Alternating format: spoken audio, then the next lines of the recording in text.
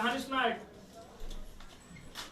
मछली जल की रानी है, जीवन उसका पानी है, हाथ लगाओ डर जाएगी, बाहर निकालो मर जाएगी, पानी में डालो जी जाएगी, सारा पानी जी पी जाएगी। तू खाओ।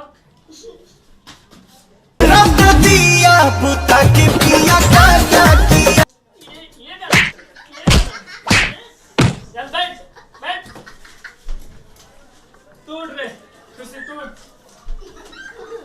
एक गाना सुना। कावेलू जब लिपस्टिक हिले ला यार डिस्ट्रिक्ट।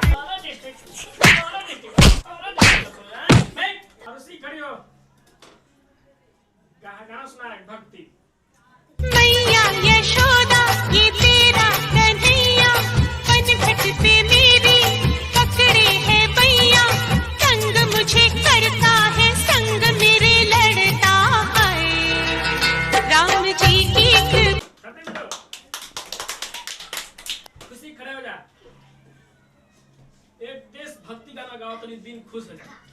लाली लाली होठवा से चुहता वे लाली अमर पाली रे